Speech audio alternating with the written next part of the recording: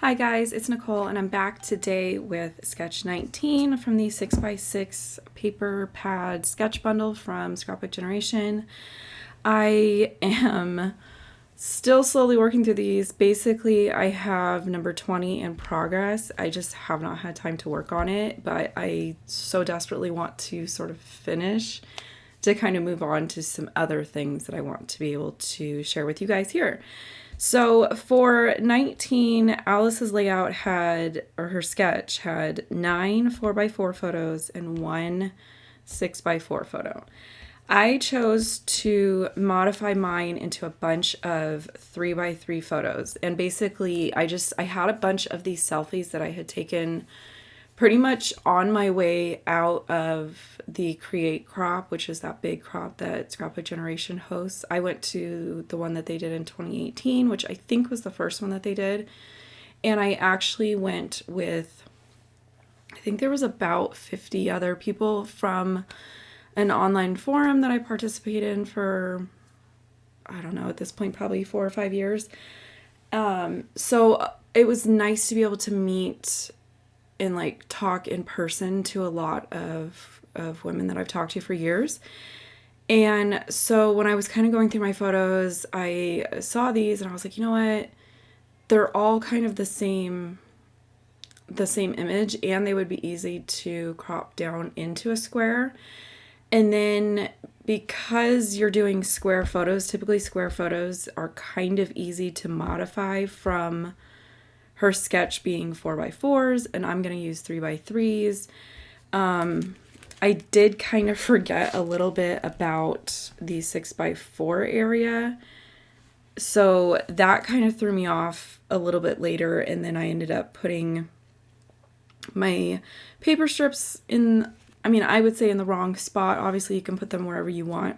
I think I just flat out forgot to reference the sketch once I got going. So this was one of the ones where, is it my favorite layout out of the whole bundle? No. But the photos are a favorite memory. So for me, it's okay if the layout itself isn't very like dynamic and visually appealing, because the photos themselves are what stands out. The photos are what I'm going to always gravitate towards when I look at this layout. And I think mine, I have 18 photos. If I do the math right, I think I have 18 photos on mine. But like I said, there was a lot more from our group. It was just kind of whoever was there when I was leaving, or, wasn't already in a conversation. Like, I didn't want to go interrupt people that were in a conversation with a group.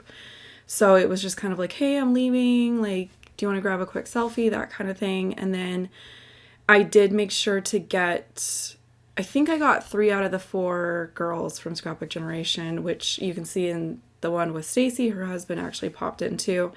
Allison Davis was teaching classes most of the time, so I didn't want to go like interrupt her, and I just kind of forgot. It was probably a combination of not wanting to interrupt, being nervous, and also I just kind of forgot. In that element, there was just like so many bucket list items kind of being checked off that I was pretty overwhelmed.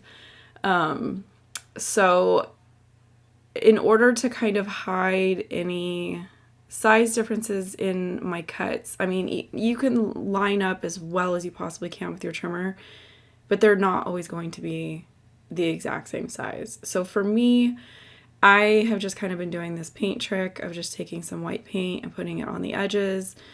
And then that way, when they're all pushed together into a grid, it does kind of help them like delineate between the images so that they don't all just kind of run together. And it's just kind of like I said, it's just kind of handy at the moment. If I wasn't going to do this, my other option would have been to do like just some brown ink, but I didn't ink my papers, so I didn't go that route. So the paper pad that I was using was one that I had got from Tuesday Morning. I want to say it's called Whimsical, but I can't think of who makes it.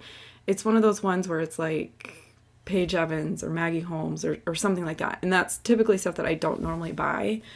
for whatever reason, I had picked up this one and the little like sticker book that goes with it. I kind of think jury's still out. I did like some of the patterns, and I don't know, it's one of those funny things where they market collection images and they market, you know, the cover of a 6x6 pad to look interesting, and they all go together and they all look beautiful in the front. And then when you sort of start taking the papers apart, for me it becomes pretty apparent of which ones I like and which ones I don't like, and how much of the actual like entire pad I would be able to get use from. Now, because I modified my photos and they're 3x3, they take up more space. So on her layout, she's got a margin on the right.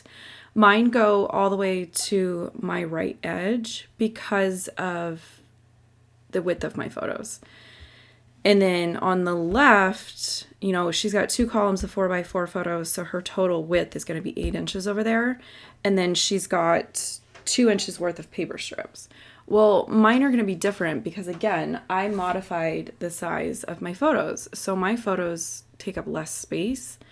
So my width over there is only 6 inches. So basically, I'm just going to bump up the size of my paper strips to kind of fill in the space. So I just did, I think, 6-inch strips on the right and 4-inch strips on the left. But I had some leftover pieces for whatever reason. So from cutting them down to 4 inches, and I didn't want to cut into a whole new sheet of 6x6 paper. So I took those 2-inch like leftovers and put them where my journaling's going to go, because my journaling is going to cover that paper anyway. So it didn't bother me to kind of have it not actually go completely behind it. And then on topic with that paper pad, like I was saying, it's not my favorite. I don't know that I'll keep it. I don't know that I'll use it again. And that's, you know, that's perfectly okay. The stickers themselves, I was very disappointed in. They're really cute, pretty images, a lot of craft icons, but they don't stick. And you'll see here in the next couple clips that I put the stickers down, and I do tend to kind of like run my finger over everything just to make sure that it's gonna, with any sticker, to make sure that if this is where I want it to go, like, don't leave your spot. And they kept popping off, and I just was like, okay, this, like, is this normal? Is this just the type of sticker that I bought? Is this brand that I bought? It was just kind of surprising to me because I know that whatever brand this was is pretty popular. So I'm wondering why. If it's like just in, like, if this is like your go-to designer, is it the patterns that you love? Is it the quality of product that you love? Like, I do think it's fun to kind of branch out and try different manufacturers, because a lot of times you can find like new things that you love. Like when I tried Pink Fresh Studio pretty recently, I really liked their papers. They were super thick, their die cuts were really nice, and I didn't really have any like preconceived opinions going into it based on you know, other people that I watched. So I'm kind of curious. If you bought this pad, have you used it? And if you've bought these sticker books, do your stickers stick? So I just kind of went through, and again, this one is pretty simple. I didn't have anything in plan that I wanted to do. I didn't have any like techniques that I was doing. So again, I just kept the emphasis on the photos and the memories of that event. I just kind of took little stickers out of that book that I gravitated towards, and then I just kind of grabbed some basics from my stash, which was alphabet letters. And then the last time I did a scrapbook.com order, I ordered, which you can see them right here, I ordered their like foam squares.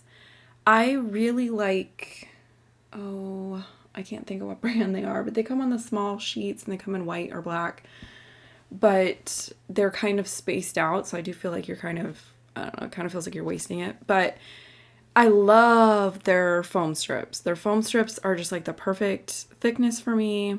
I like the fact that the backing paper is like matte, which so it doesn't get like that static cling and stick to everything. I'm still playing around with these foam squares. I do like the fact that they're tiny. I like the fact that there's a ton of them.